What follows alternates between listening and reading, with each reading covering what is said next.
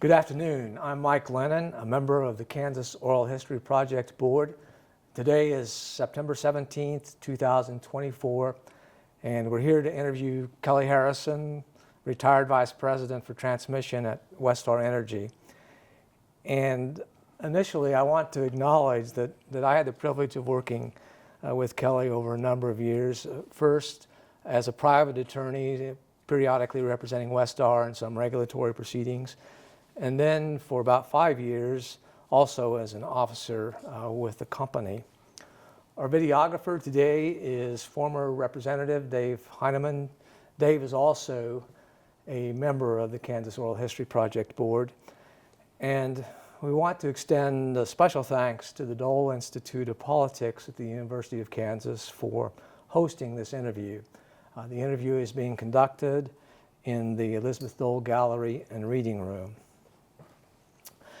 Kelly is a native Kansan, graduated from Andover High School near Wichita. He earned a bachelor's degree in electrical engineering, a master's in engineering management services, and an MBA, all from Wichita State University. So through and through a wheat shocker. We have that. Kelly began his career in the electric utility industry in the early 1980s, working for Kansas Gas and Electric, which was then headquartered in Wichita. He then continued his career with the company after it merged with Kansas Power and Light Company in 1992 to form Western Resources, which then served about the eastern third of Kansas. Western Resources was subsequently renamed Westar Energy. By 2006, after holding a number of administrative positions with the company, Kelly had risen to the position of Vice President of Transmission and retired from that position in 2018. During his time at Westar, Kelly was responsible for overseeing significant transmission expansion, much of which was related to the emerging renewable energy generation capacity that then was being developed in Kansas. He was also a company representative to the Southwest Power Pool, or the SPP. And the SPP is the regional transmission organization serving Kansas and surrounding states. Since his retirement, Kelly has remained active in environmental and education issues through his service to the Nature Conservancy, the Crested Butte Land Trust, and Wichita State University. This interview is part of the Kansas Oral History Project series examining the development of public policy at the nexus of energy and the environment during the late 20th and early 21st centuries. In these interviews, we explore those policies through the eyes of experts, executives, administrators, legislators, environmentalists, and others. The Kansas Oral History Project itself is a nonprofit corporation that collects and preserves oral histories of Kansans. And the project is supported by donations from generous individuals, as well as from grants made by Evergy and ITC Great Plains. And with that, good afternoon, Kelly, and thank you for agreeing to contribute to this history series. The focus of today's discussion, of course, is on transmission of electricity, and it's fair to say that you've had extraordinary in-depth responsibilities related to virtually every aspect of that, but you've also been involved in other areas of electric utility operations and management. And I'm wondering if you could take just a few minutes and provide a description of some of these other areas that you've worked in or managed. Okay, well, good afternoon, Mike. Good to see you again. Not supposed to say I started at KG&E in June of '81, right out of college, like you said. I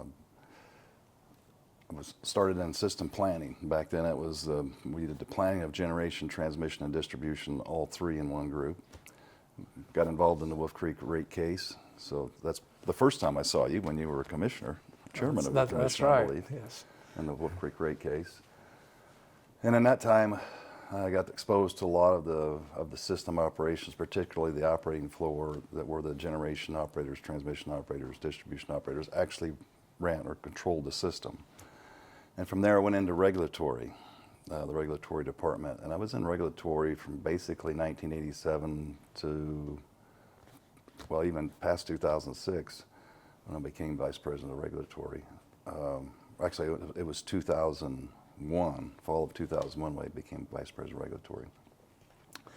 And when I became vice president of regulatory, I was involved, not just regulatory, but environmental as well. So dealing with the Kansas Corporation Commission, Federal Energy Regulatory Commission, and on the environmental side, EPA and KDHE.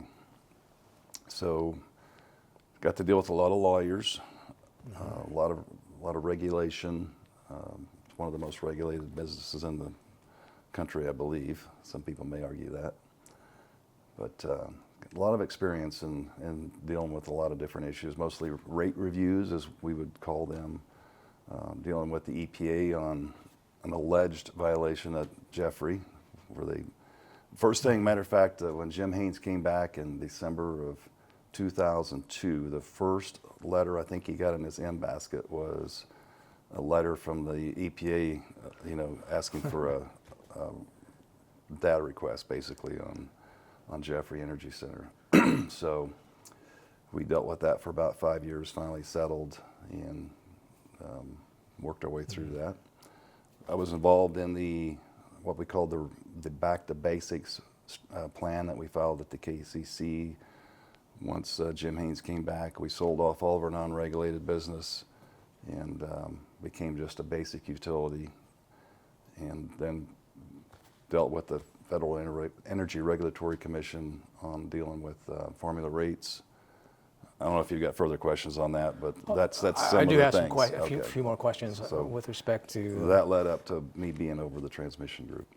Okay, sort of going back to the beginning, as you graduate from Wichita State University, what prompted your interest in looking at going into the electric utility industry? A couple of things. There was a good family friend who was a lineman for KG&E. He was part of the Kiwanis Club there in Andover. And so I got exposed to some of the just parts of the electric utility business, talking to him a lot. But I had a professor at Wichita State, Dr. Bob Egbert, who encouraged me to take a power systems class. And I really didn't have any notion that I was going to be in the utility business when I was going to graduate. But when a lot of us graduated in '81, all these engineers, there was a huge demand for engineers. So literally we had probably 10 options. We could go work for Boeing, we could go work for Cessna, all the aircraft companies, Honeywell, Southwestern Bell, Western Electric. There was a huge amount of opportunity. But I talked to my dad about it, and he said, because I talked to KG&E, I was one of them, and there was literally like 5 or 6 areas in KG&E I could have went to between generation and transmission, distribution, system planning. On the nuclear side, there was several options. We were building Wolf Creek. And my dad went to school at the University of Wichita and played football there, and he said, Wilson Cadman, he's a good man. You should go work for him. He'll take care of you.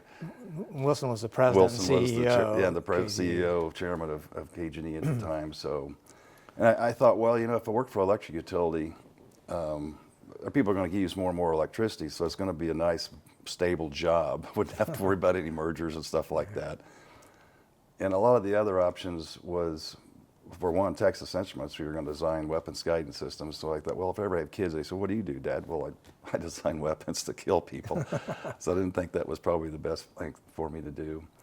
But I figured electricity is something, it's a basic need that people have, and I could give back to help people. So once you got into it, made that decision, I mean, you've had a long and productive career in the electric utility industry, basically with one company, though through merger, maybe 37 years or something like that. 37 years. So that's right. What really sort of kept you associated with the industry for that period? Well, I think it's one of the most noble industries you can work in. I had a lot of my relatives that are in the medical field, including my mom was a head nurse at Wesley Hospital, my brother was head of trauma there at Wesley. So I thought, well, they're all in the medical field. I want to stay in the electric utility business. But I enjoyed it. I mean, because it is rewarding that when you're able to see people, what electricity does for people. It's also eye-opening what happens when they don't have electricity. Because we had ice storms that come through and powered me out for a couple of weeks, the worst case, and people change when they don't have electricity for several days. Yes, I do. I And know. you see how important it is to people. So that became, this sticks in the back of your head when you're doing your job. It's the why. Why are you here, and what's important? I had our family CPA. He said the difference between you and some people. He said you went to work for KG&E, and some people go to work for X dollars an hour. There's a difference when you go to work for the company versus just going there to get a paycheck. And I literally went there to work for the company and I try to help people. And they encouraged me to go back to school. That's how I got my 2 masters. They paid for those over time. And that was part of my first boss, Jim Lucas, who encouraged me to go back and get my master's. And then I went back in engineering management, and then I went back and got my MBA. So all of that it's just the culture of the company. They take care of their people. It was good benefits. It was local until it wasn't, when we had to move our jobs moved to Topeka, which has brought me to Lawrence. Because my wife said, we're not living in Topeka. As a Topekan, When mama's not happy, nobody's happy. I So. understand that completely. Did you have any questions about moving at the time of the merger, or? Well, it was always this big unknown. We didn't know what your job was really going to be. They had a job for you, but you didn't know for sure what that was going to be in the future, what the company was going to be like. It's a whole new company. So you didn't realize you'd continue on this upward No, trajectory. no. I had no vision of ever being an officer. When I started, I was just hoping I'd ever make enough money to, have a retirement. So, moving then more specifically to focus on transmission, sort of the first underlying question would be when we talk about electric transmission, is what really is meant by that term or activity, and sort of how does it fit into the business of providing electric service? Well, the best way I like to describe transmission, and technically it's at a voltage level. I believe in Kansas it's 34.5 kV to be technical, and up to 345 kV is our largest transmission in Kansas. But it's really, the way I like to think about it is think about a highway system, your transportation, or you can think about the circulatory system in your body even. It carries the electrons from where it's produced, the generation plants, whether it's nuclear, coal, gas, wind, solar, whatever, to the point of almost to the point of use. So it's the big pipeline that transfers all these electrons from where they're created to where they're used. Now it changes to distribution, so when it gets close in a town, for example Lawrence, where it steps down in voltage, and you think about stepping it down in pressure like a water system, and then from there it feeds out on these little distribution circuits to your home. So it's really the bulk transfer. It carries the bulk of the electrons for a long distance. Usually some of these lines could be 200-300 miles long. Okay, and I was going to ask specifically the difference between transmission and distribution. I think you've addressed that. It's basically the step down To a lower in voltage, and then sort of the almost individual Right. connections to homes versus the large lines that run over land. Yeah, there's a lot more mileage of distribution than there is of transmission usually. One of the terms that you hear when you talk about transmission is the term grid, the word grid. What does that term mean? And does the U.S. have a single grid, or are there multiple grids, or are they interconnected, or just?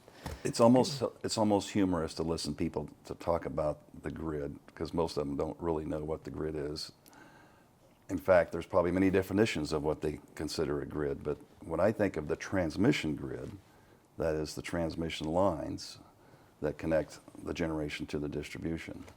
Some people think of the grid as that whole pile of generation, transmission, and distribution, because it's all integrated.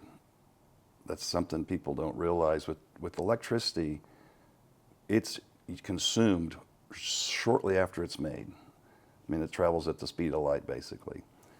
Now, when you think about transmission grids, there's really three in the United States. You've got what they call the eastern grid, which is pretty much east of the Rockies, all the way back to Maine, Florida. You have the western grid that covers the whole western United States. And then you have Texas, the whole other country, that has its own grid, but it's not completely all of Texas. That's part of what they call ERCOT, Electric Reliability Council of Texas. But it's most of Texas. So Kansas sits right on the western edge of the Eastern grid. So.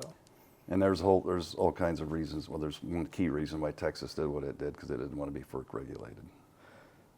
So in talking about ERCOT, as you indicated, it doesn't cover all of Texas. It's sort of the southern two-thirds of it. It doesn't cover what they call the horse's head or the panhandle, pretty much. But the rest of it is all ERCOT. Since you started working in the utility industry, have you observed any changes sort of in the pace of transmission construction and investment? Slightly. That's an understatement. There was a fair amount of transmission built, and let me just back up a little bit. Do you look at the history of when transmission was built? And if you're going to go probably ask me about the SPP history. We can talk about that later. But transmission was built to connect the generators to the towns that need served. And as the generators got bigger and bigger, they became more remote from where the load centers, the population centers were. So big 345 lines were built. So like when Jeffrey was built, they had to build transmission from Jeffrey to Topeka and down to Wichita. When Lacine, these coal plants, and different coal plants. There was one in Neosho. We had plants like Tecumseh, Lawrence, ones around Wichita. And then, of course, when Wolf Creek was built. The last one I was involved in before we started this new development of transmission was the line out of Wolf Creek. The third line out of Wolf Creek went from Wolf Creek to Rose Hill, which was built in, I believe it was 83, 84. And then when Holcomb got built, they had to build transmission out by Garden City. So that was some development of transmission, but not on the scale that it is today. Now what happened was the key thing that happened was the Federal Energy Regulatory Commission opened up the transmission grid for anybody to use. They make what they called open access. So it got to the point where even utilities had to go to the SPP, for example, Southwest Power Pool, and request connection, even though they owned the line, because they wanted to have independent access, because you had new power producers, which they called independent power producers. They came in and developed generation like combined cycle gas plants, for example. And we wanted to make sure everybody had equal rights to the transmission grid, so people that already had generation weren't discriminating against people that were trying to get into the business, so to speak. When that happened, then transmission became more than just serving neighboring utilities to serving the whole grid. So you basically took a transmission system that was built with a bunch of two-lane highways and tried to operate it like they were interstate highways. And you had all these bottlenecks as a result of that. And so the Federal Energy Regulatory Commission came out, and a lot of states trying to promote the transmission development so we could remove those bottlenecks. And on top of that, the transmission grid was getting older. That was built back in the 30s, 40s, 50s, 60s. So you had aging infrastructure. So a lot of the transmission lines needed to be rebuilt. So between connecting new wind farms, getting rid of bottlenecks, and replacing aging infrastructure, that really changed the transmission investment. So like when I started over transmission in 2006, we were probably spending $10 to $20 million a year on transmission. It was like 7% of the earnings.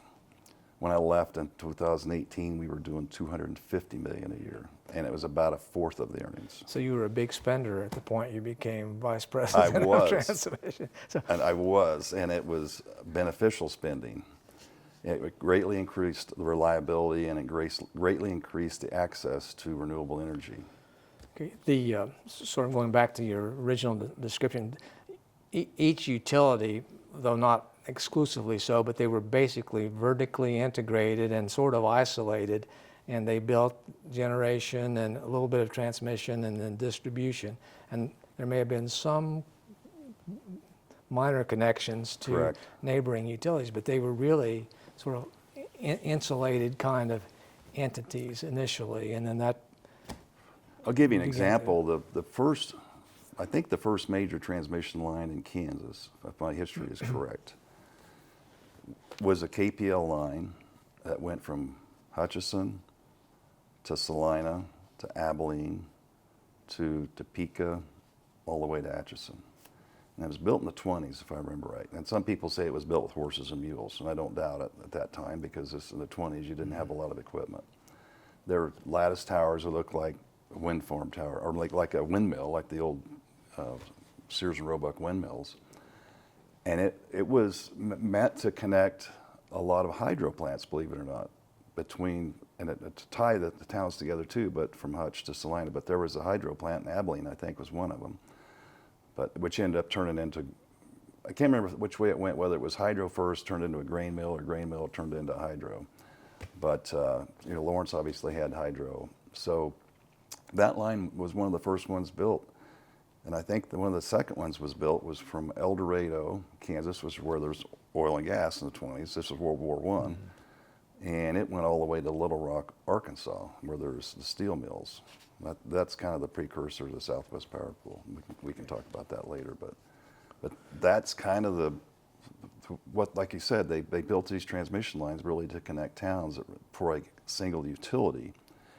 And as we built bigger generators and people were co-owning generators, like KG&E and KCPL co-owned Lacine, for example, and co-owned KPL and KG&E co-owned Jeffrey, we built transmission lines to connect those together. And originally, you could trade power back and forth between, like, your next door neighbor, so to speak. KPL and KG&E traded power, KPL, KCPL, all under a FERC tariff. But there wasn't a lot of activity between each other. It was really more to share reserves and to a little bit of optimization in terms of how you operate your plants, but nothing like what's on the scale we have today. One of the things that may have happened, you might comment on this, if you actually wanted to transfer electricity from KPL to somewhere not a neighbor, further east, then you ran into something called pancaking. Pancaking, you had to have a contract path. You had to have a contract path to be able to exchange power. And actually there were a few things like that with TVA. TVA had some hydro that they sold to basically the cities and co-ops, anybody that was a nonprofit. And there was contract paths back from TVA to Kansas and other places to move that power. And we also had what we call an exchange program with, I believe it was OPPD out of Omaha, between KG&E and Omaha. And we actually built a transmission. That was a 161 kV line, went from El Dorado up through Topeka all the way to Omaha, some of which is still in existence. So, just generally electric utilities, and I think you've commented on this, are pervasively regulated by public utility commissions, at least in most states. In Kansas, it's the Kansas Corporation Commission. The authorizing statute says the KCC has full power, authority, and jurisdiction to supervise and control the electric public utilities. So the question with respect to transmission is, do state commissions have the same scope and depth of regulatory authority with respect to the grid and transmission functions as they might regarding sort of retail operations or distribution facilities? Well, there's maybe different opinions on that sometimes, but in my view, what I understand is that the Federal Energy Regulatory Commission governs transmission and the rates of transmission. That became more clear later in my career anyway, with some of the statute that got passed in Kansas, thanks to Carl Holmes and the legislature, as far as formula rates and passing through the transmission formula rates, or the rate that was established by the FERC through our Kansas rates. Okay, interesting. Representative Holmes was interviewed just a few weeks ago. I'm not certain if he covered that particular For topic. this project? Yes, for Oh, part of good. the energy project. He may have addressed that issue. I'm uncertain, but he certainly had an important role. Very in it, important so- role, and more than just the transmission. That period of time, there was numerous legislation that was passed to help further not just transmission but the development of energy in Kansas. It was very critical. Okay. We've heard in several of these energy related interviews that federal policy is actually more impactful than state policy. And would that be your experience with respect to the transmission activity of the utility? Initially, it certainly was more important in terms of opening the access of transmission and pushing the development of transmission. But it's just like anything else in the utility business. It's all about cost recovery and cost allocation. If we build a transmission line that's a $100 million line and we have to wait 3 or 4 years to get recovery, that's not good for shareholders. And if you don't take care of shareholders, you can't take care of customers. It's that simple. A healthy utility will always provide better service than a weak utility to customers. So the whole notion of cost allocation and cost recovery was key, and that's why this legislation that Carl Holmes got passed, that's allowed the transmission delivery charge in Kansas to pass through what was set at the federal level. That was really the Rosetta Stone of getting transmission built at a large scale. Westar was probably one of the biggest developers of transmission in the Southwest Power Pool, and OG&E, who had also done the formula rate at FERC. But I don't think they had the same type of pass-through in Oklahoma. But we did that predominantly because of cost allocation and cost recovery. Okay. So specifically, how are the FERC set transmission rates reflected in retail bills that Kansans receive? Well, we go to FERC every year, and it's basically you pull the Form 1, which is the document that has all your accounting information in it by accounts for transmission. You develop what they call a revenue requirement. What does it cost that year to operate the transmission system for that transmission owner, which is Westar at the time. And based on that rate, we would file that with the KCC, and you'd allocate it between the different classes of residential, commercial, industrial, and they get a piece on their bill. It's called the transmission delivery charge. I don't know what it's called these days on your bill, but at that one time it was called the transmission delivery charge. And that statute, and there's the key part, it doesn't say that the KCC may allow that pass-through. It shall pass through that cost. Okay, that was my question. Does That's the KCC key. have authority to reject FERC? Well, they can go to the set FERC rate? and complain just like anybody else and file a complaint, show cause, whatever you want to call it, for the revenue requirement. They can complain about the return on equity, which probably they still do, because typically the return on equity at the federal level is usually higher than what you get at the state level. Okay, so the state commission can actually go and participate essentially as a party in a Correct. FERC rate And setting they do. proceeding, and they do that. Yeah. As well as industrial customers and cities and co-ops. Okay, and there is, I think you've already mentioned this, a little bit of tension between the state and the federal approach, both in terms of the state mostly using an historical test year to determine costs, and FERC using some sort of forward-looking method of trying to determine what the costs will be and then adjusting to what actually occurs subsequent to that. One of the reasons why I think some of the KCC staff got on board with the FERC formula rate was the FERC formula rate doesn't allow you to over-recover. So like, let's say you got into a period where you had a large growth in usage, and the rate that you were establishing ended up creating more revenue than what you originally established it for. The formula rate at FERC gets trued up every year. So you're only recovering what your cost is for that year. So that's what's important about this true up. And I think the staff got more comfortable with it when they know you're just getting what you asked for. You're not cutting a fat hog here, so to speak. You're earning your allowed return. So I think that's one of the reasons why maybe they were more amiable to it over time. Okay, we've sort of talked about the limits on KCC's authority with respect to rate setting related to transmission, and it looks mostly to FERC for that, but there's one major area of transmission activity where the KCC exercises broad authority, and that has to do with the siting of transmission lines. What's meant by the term siting? That's a very important part. It's how you route the line from whatever point A to point B you're trying to get to with the transmission line.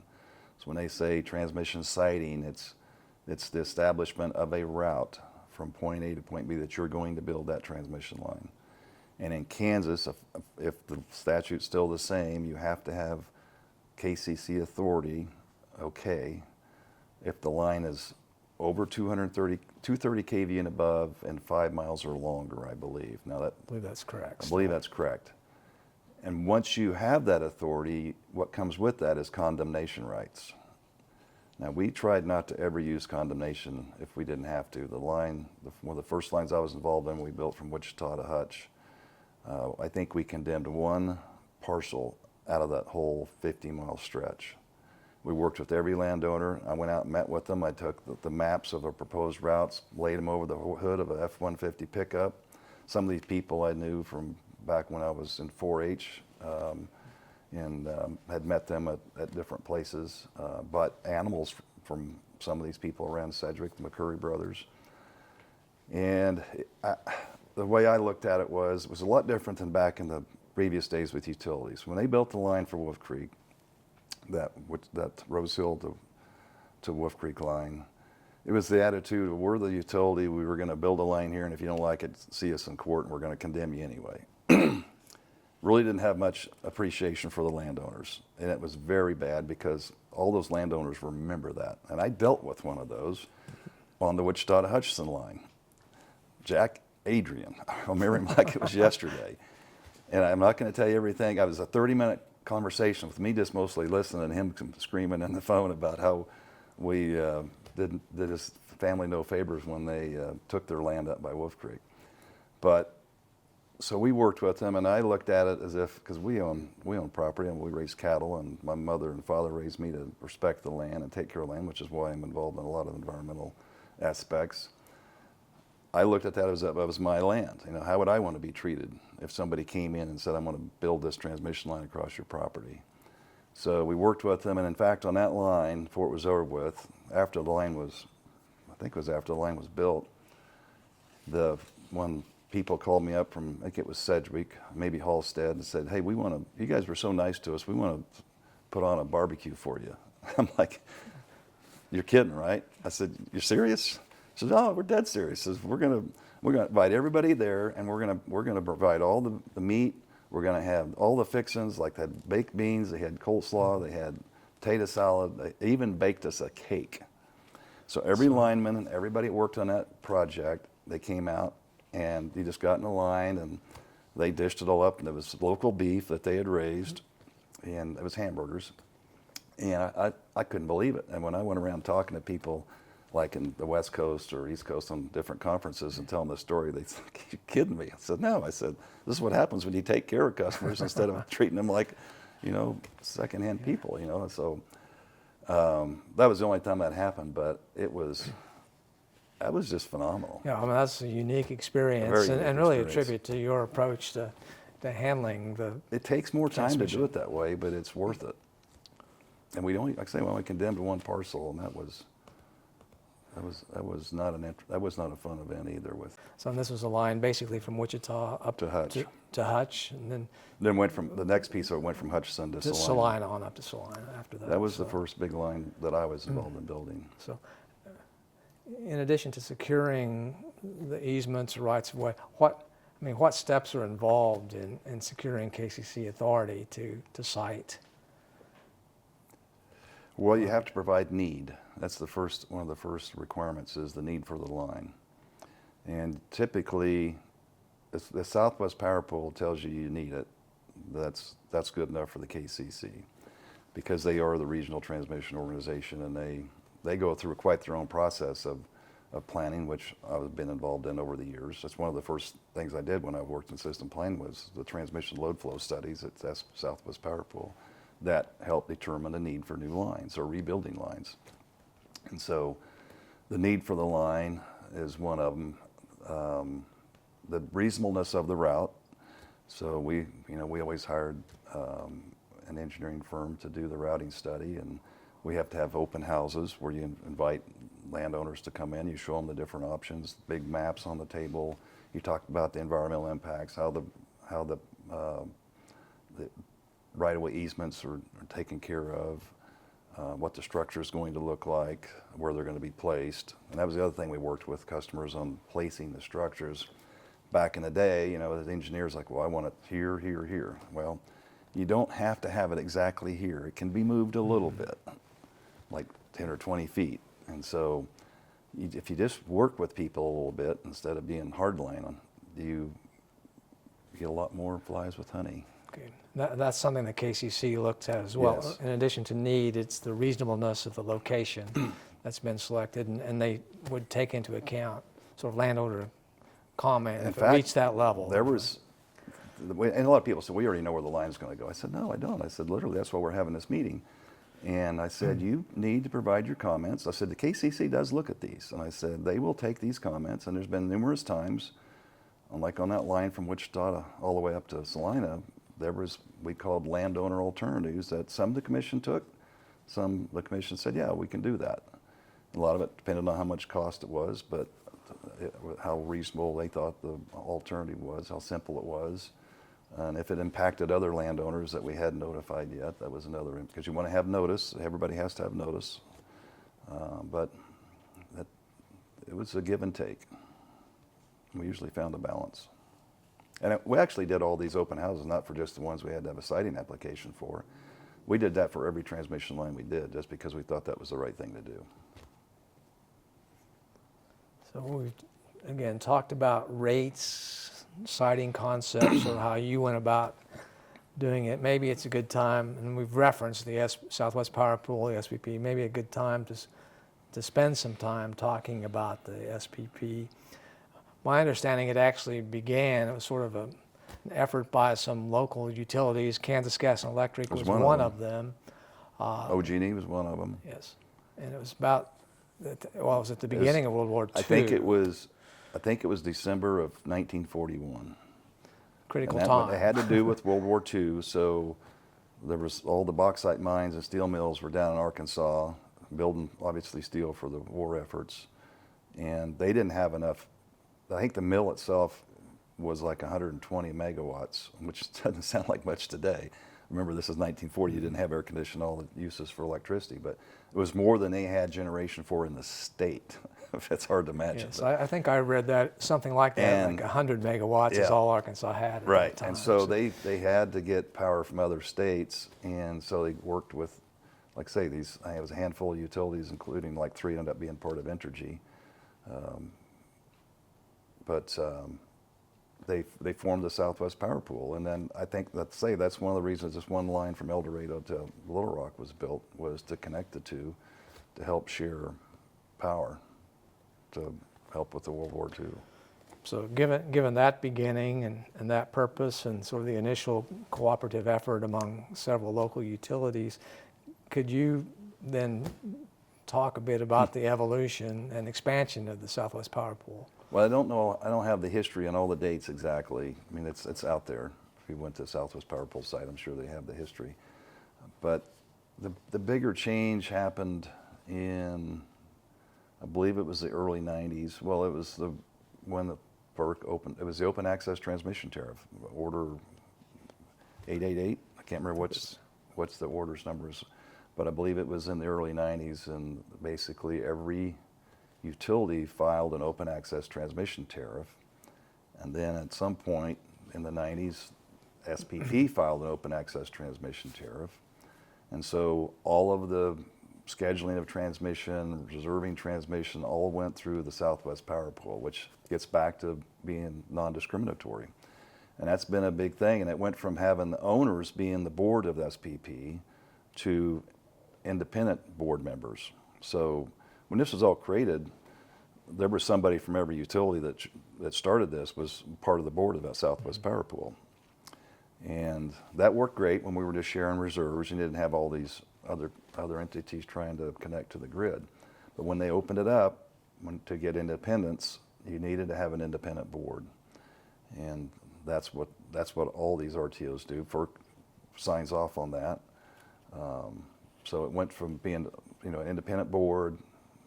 They're doing all this transmission scheduling and, like I say, reservations and stuff. Well, then we got into markets. So if you remember back in the late 90s when the price blew out on the power energy markets, so here's what happens. You open this thing up for everybody to use the transmission grid. It hasn't been updated yet, and you got all these bottlenecks. Well, marketers know how to take advantage of that.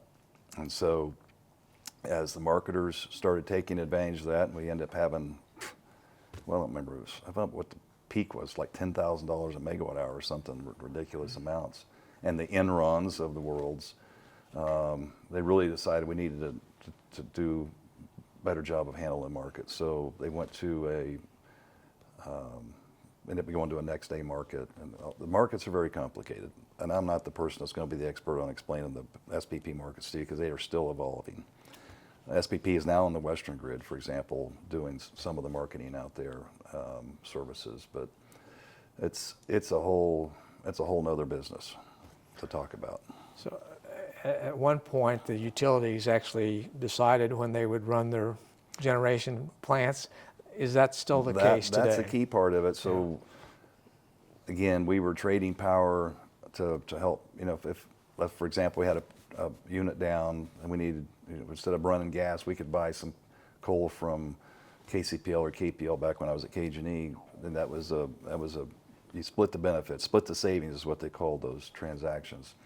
Well, now the SPP, you bid your unit into the market along with all these other, I think it's we're up to 14 states, 20, I don't know how many states is in the SPP that keeps changing, but it's most of the central Midwest. So you bid your units into the market, and the SPP decides, they take an algorithm and say, okay, and that's another thing. It's very complicated. You've got certain must-run units, for example, for local reliability, to keep the voltage stable. Wolf Creek would have to run Wolf also. Creek, a lot of the nuclear plants would be must-runs, and they get a different price. But you're bidding these in, and so you basically got two curves you're going to meet supply and demand. So you start with your cheapest unit, and you keep going up, and then you've got all this demand, until you can meet the demand. And as you can imagine, that last megawatt costs more than the first megawatt. So supply curve goes up, and then once you meet equilibrium, that's when, okay, we got it for this hour. So now they do that every hour now, and the day ahead. So it's very complicated. Like I said, there's a lot of protocols, a lot of rules. This is one of the biggest discussions. That there's actually a market operations policy committee at SPP. They're one of the biggest attended committee meetings you're going to go to. Very complicated, and there's going to be 300 people in there maybe sometimes, because every user, they got transmission users, transmission owners, transmission providers, the whole independent power providers, they're all in there. Debating on what the protocols ought to be as things evolve. It's it's very intricate. It's one of the most complicated systems on the planet. I'm just telling you, the electric grid is. Yes, sir. I mean, even within the market setting, for example, there may be instances, and the Southwest Power Pool is attempting to avoid this, but instances of congestion, for example, where maybe the lowest or a lower cost unit can't be running because it's contributing to congestion. So it's necessary to schedule. Now you can hedge that congestion. You've got transmission hedges you can put on. It just gets more complicated the more you delve into it. And this is people talking about going being 100% renewable. That's not going to happen in my lifetime. I'm confident of it. It's just people who understand the magnitude of the scale of the problem and how much transmission, how many batteries, the whole thing you'd have to have. But when those wind farms started getting developed, the developers are out there just building these wind farms like crazy. And they said, well, all we got to do is connect to the power grid. And why can't we just move our power? Well, because you basically took 1,000 megawatt or it wasn't that big, but a couple hundred megawatts, and trying to tie it into a line that has maybe 50 megawatts of capacity. Doesn't work. And they just don't understand, why can't we get this done? And so what happened was, through the marketplace, because of production tax credits for those wind farms, there was times, and it may still be going on, where the wind farm developer was willing to pay the grid to take their power. Now, as long as they didn't pay them as much as their production tax credits, they still made money. So you literally had what we call negative lit prices, local points, injection point prices, sometimes maybe $20, $40 negative. They were paying the grid to take their power because they could still make 10 or 20. It's the most, all because of tax policy. It is a distorted market. Moving a bit from the markets, because it is, I mean, it is incredibly complicated, and as you indicate, it gets more complicated seemingly all the time. What role, if any, do state commissions play in the operation or decision-making of the Southwest Power Pool? Well, so I think Southwest Power Pool is a little unique. I'm not sure how many other RTOs have this. They have something similar to it, but at the Southwest Power Pool, they have what they call Regional State Committee. Regional State Committee is made up of state commissioners from each state that's in the SPP. And so they have advisory roles, so to speak. Now there is some, I think there's certain parts of the tariff that at FERC for Southwest Power Pool that the state commissions, for example, cost allocation.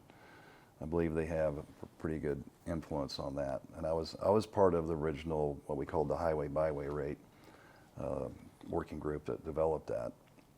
So they have a role with that, but they're at every meeting.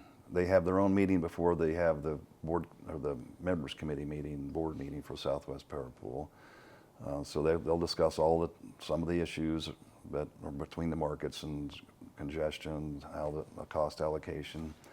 I mean, it's a full day meeting, and the Southwest Power Pool board has them sitting there at the board meeting around the table during their board meeting. So they do take that input that the state commissioners have.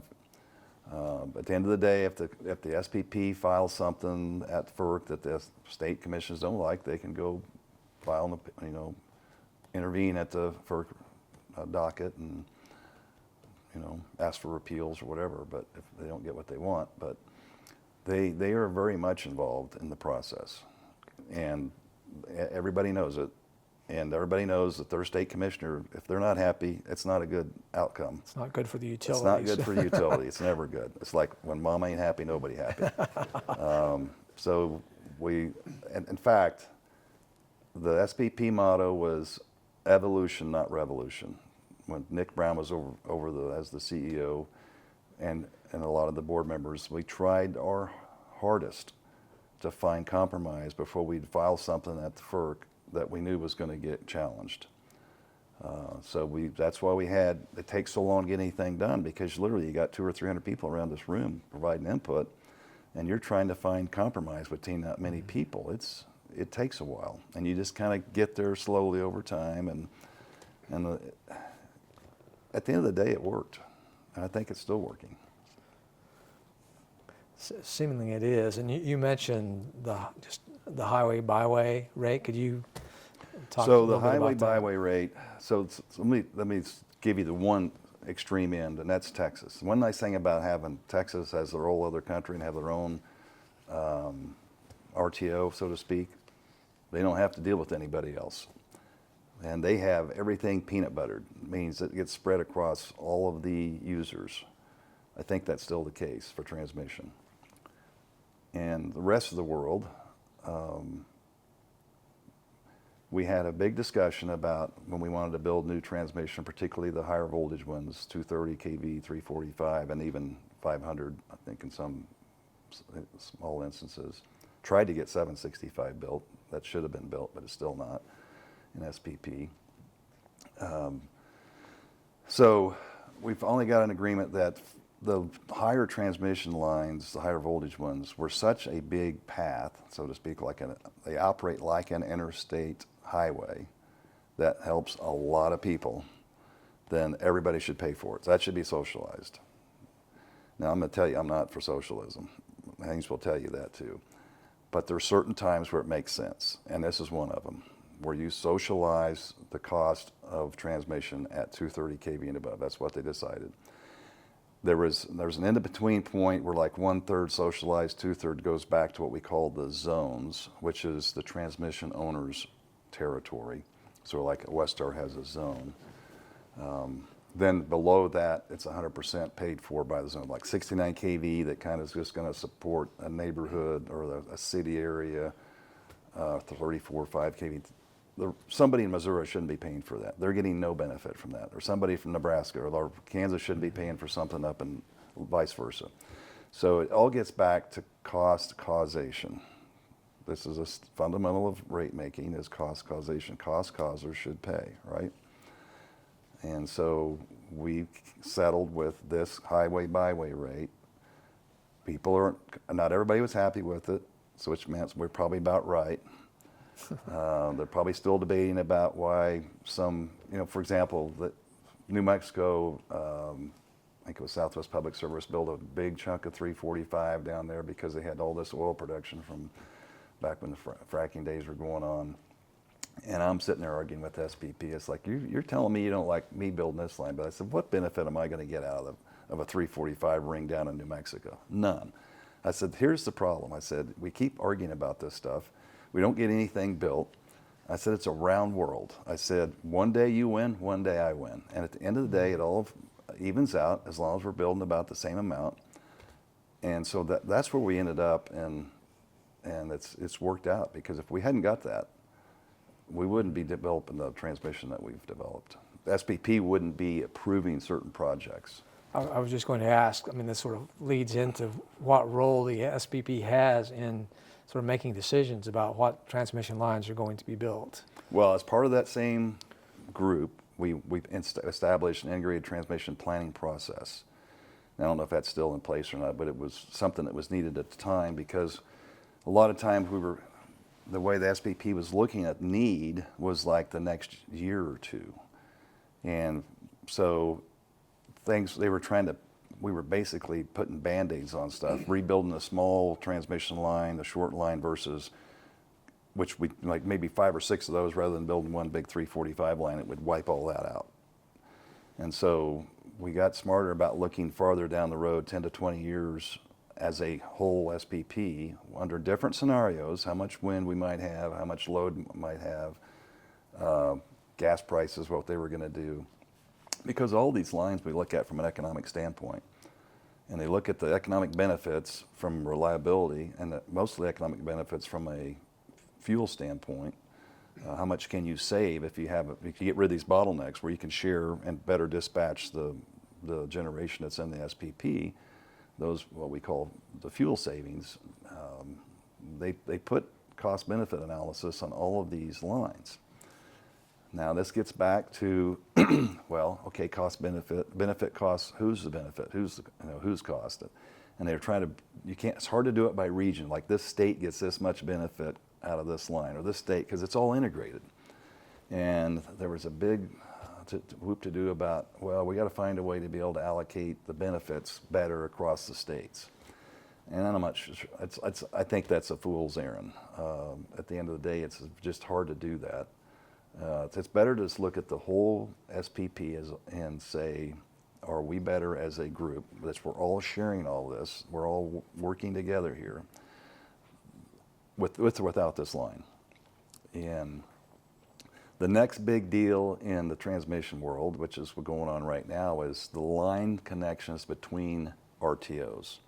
So like MISO, Midwest ISO, SPP, and CERC, and the PJM, the ones back east, until we get, and it's probably going to take FERC authority to say, you're building this line, we're okay with it, and this is how we're all going to pay for it. Until the FERC comes in and has ultimate authority over transmission across the whole grids, there's going to have these bottlenecks between RTOs. So the bottlenecks we had between the companies within the RTO, we have bottlenecks between RTOs right now. And they're not getting resolved because, well, no, you're going to benefit more than me, so you should pay 20% more than what you think you should, and you're arguing, no, you're going to benefit more. And so nobody builds the line because they're arguing about the cost allocation and cost causation, the benefits. So that's the next big wave. And if you really want to get to furthering renewables, because these renewables are going to have to go farther east. You don't have a lot of wind. You've got some solar, which is a whole other story. But as far as getting the wind from the Midwest, either direction, you're going to need a lot more transmission. And that's what the clean line's all about, that some people have talked about. Okay. Can a utility in the Southwest Power Pool today build a 345 kV transmission line without securing SPP authority, or would they? Nobody no, I don't think anybody would do that. Technically, you could. You'll have to pay for the whole thing most likely in your zone, which the KCC would not probably. Wouldn't be enthused about that. No. And that just wouldn't be right. It wouldn't do that unless there was some huge benefit to do it for your area. No, nobody would. I don't think anybody would do that. Okay, you mentioned the need for interconnections among the RTOs.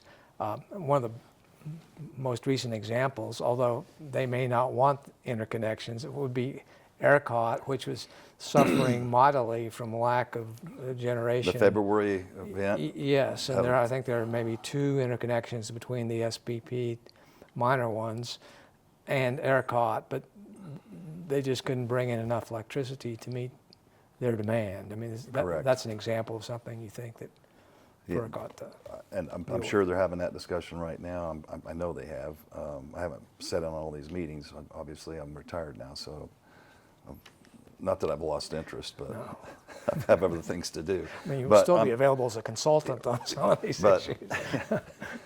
I'm absolutely sure that they're looking at different interconnections and whether they should have more.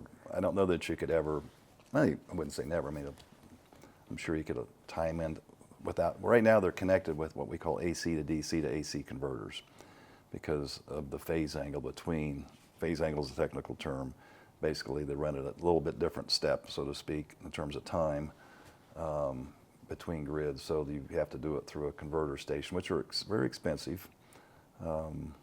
So you have several of those between the eastern grid and western grid, all up and down, and you have them between ERCOT and SPP. But we're going to need more of those. And one way to just eliminate all that, like what the clean line's doing, you can just build a DC line from point A to point B. And DC is the most efficient way to transmit power for a lot of power for a long distance, just electrically.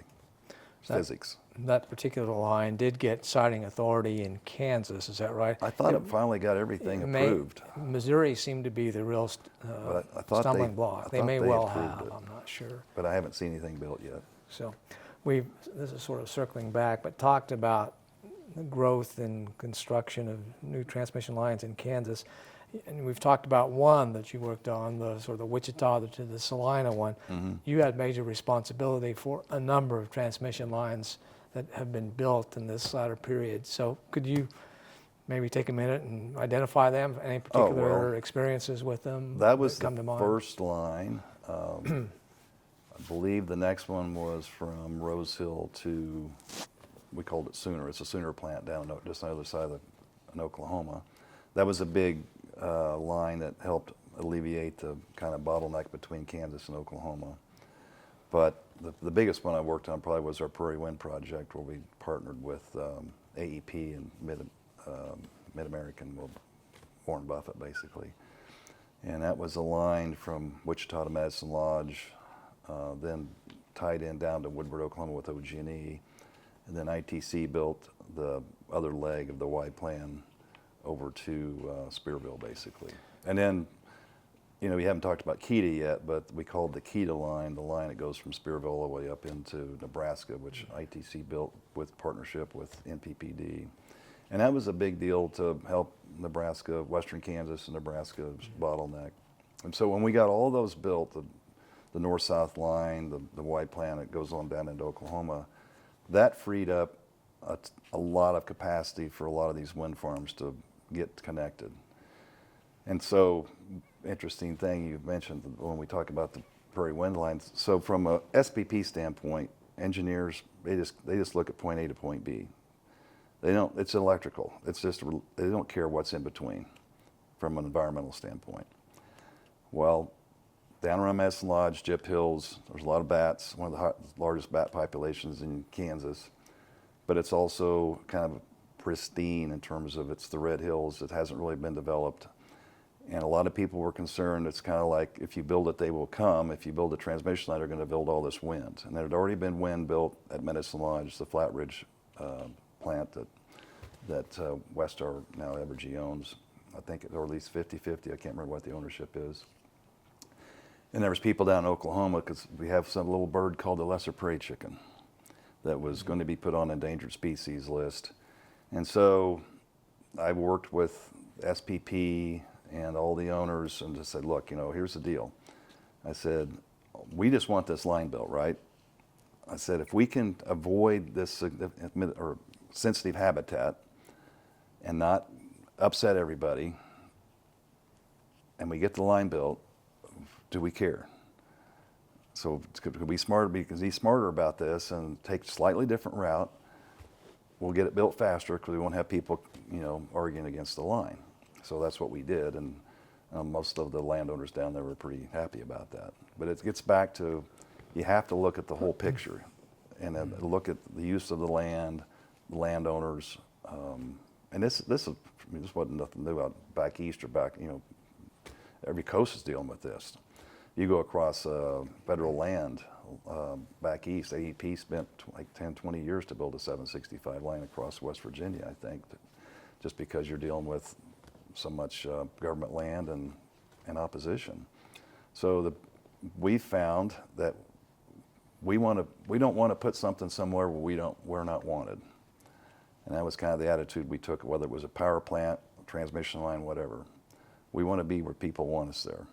And at the end of the day, you have a better long-term relationship. But like I said, there's families that remember this for generations, like the guy I dealt with at Hutch. It happened 40 years ago, and he remembered it like it was yesterday, and he was just as mad. So that's one of the big lines. We built a line from Salina up to Concordia, again, to help tie the wind farms out of Concordia down to the Salina grid. And there's been other 345 lines. I think we did one from up towards the I-10 but a lot of the stuff we did was rebuilding aging infrastructure. We rebuilt a lot of 138 kV lines, 69 kV lines. So let me give you a little more history on that. So we haven't talked about this, but when you think about rural America, you've got co-ops and you've got small municipals that generated their own electricity during the summer. And back in the day, the cities had whether it's diesel unit or a gas unit, they wanted to run that because the transmission lines that they were tied to weren't big enough to handle their whole load. So during the summer, KG&E, KPL, KCPL, whoever it was, the cities, we said we'd kick them off. We basically said, because we didn't have the capacity. And so we'd say, you need to run today because this is going to be a peak day. And it didn't happen but for a couple hundred hours a year. But they would run their units. Well, then when open access transmission came along, I said, well, I don't want to run this unit. This thing costs $100 a megawatt hour. I can buy it on the grid for 20 because it's all open access now. Well, that's true, but this transmission line still doesn't handle that. So we had to go in and rebuild these 69 kV lines like there were Burlington, Iola, Chanute, Erie, all these little towns, Fredonia. And that took time. I mean, we were building several hundred miles of line we had to do. That go along with that, all along these lines, are co-op delivery points, because the way the co-ops operate, they have some transmission, but for the most part, they tack on to the major investor-owned utilities transmission lines for their delivery points. They buy power on the grid and get it delivered to this delivery point that they take it on to their customers.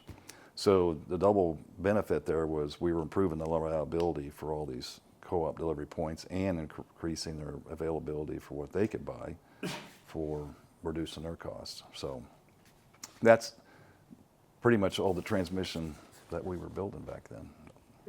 One of the lines you mentioned was this Y plan, which was basically to deal with development of wind generation in western Kansas and to have the ability to move it east. I have some recollection that there was a bit of competition between ITC and Westar at the time to build the line from Wichita and south and west to Spearville. That's true, Did you but the participate? Southwest Power Pool tariff basically says that the owners at each end have the right to build a portion of that line. Now, it doesn't tell you how much each one gets to build, but it's not zero on one end and 100% on the other end. So what ITC did, they went and bought the rights to do that from Sunflower, and I'm not sure what they paid for it, but probably was a pretty penny because they were trying to get into the business in the Midwest, and particularly in Kansas. And so we were debating about, okay, who's going to build what, and what should have happened, in my mind, which didn't because of a commissioner down in Texas that didn't want 765. We were going to build that line at 765,000 volts, which would have been a major pipeline for, it would have been 3 times the capability of what we ended up building. So we ended up building a double circuit 345. But we were going to have a 765 line, which is one of the reasons why we partnered with AEP, because they did have 765 on their grid.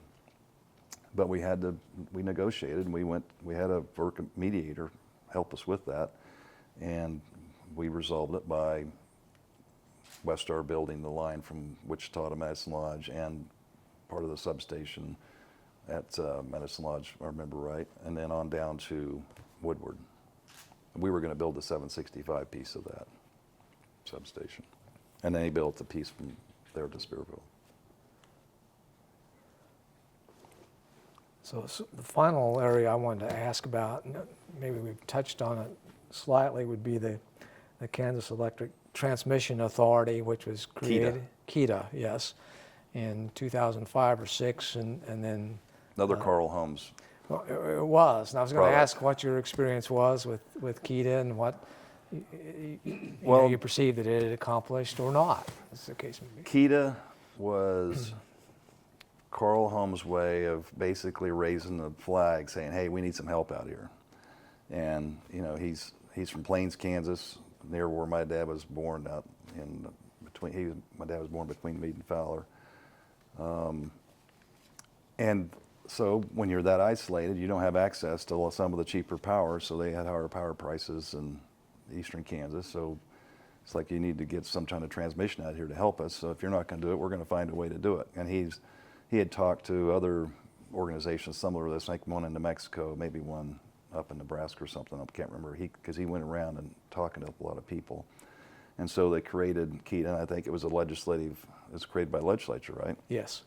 And its mission was to promote, develop transmission in Kansas. Well, the problem with that is you still have SPP, who's the one that decides what transmission gets built. And so unless you want to pay for the whole thing, then you need to work with SPP. So Carl went to a lot of SPP meetings, and I'm telling you, he was one of the best advocates for Kansas. You couldn't ask for a better advocate for Kansas than Carl Holmes.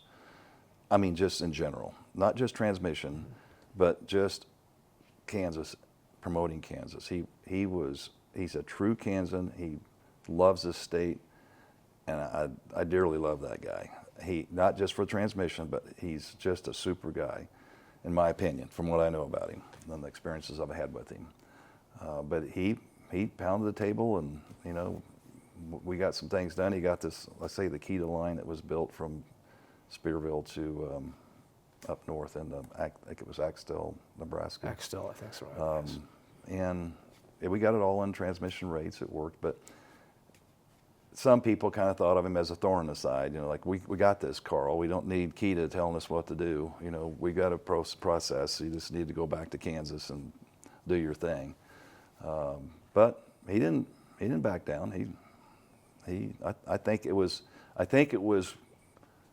effective in the standpoint of letting people know we're here too. And there's a need. And there's a need, right. It's because if, this squeaky wheel gets the grease sometimes, so to speak. But at the end of the day, it served its purpose, and we've moved on. Okay. I've sort of come to the end of my questions. I may have not asked something that you wanted to address, Kelly, so please feel welcome to do that. Well, I'm just going to go back to the whole electric utility business. I think it's one of the most noble businesses you can be in. We've all see how important the need is for electricity. And if you go back to Lewis and Clark, when they went west, they talked about different types of assets. And some of them were luxury items, and there's some that are flexible items. And like a sail, for example, you can use a sail for a lot of things. And I think of transmission as that flexible item. Transmission is in between everything. So if you don't have transmission, I mean, you can talk about having all these little microgrids that are going to serve you, and that's great. That's not going to serve a major industrial plant. So you need transmission in this country, and we need more of it. I think the feds are going to have to take more authority than they already have. It may get to the point where you have federal condemnation like you do pipelines. Pipelines have federal, they can go across state lines. They don't need, that's what they do. And at some point, at least at some scale, not the smaller level voltage transmission, but the bigger transmission is going to have to solve these inter-regional issues. I think Congress is going to have to step up and say, this is what we're going to do. I think that's where we're going to be headed. But you just don't underestimate the need for diversity. We talk about diversity with people.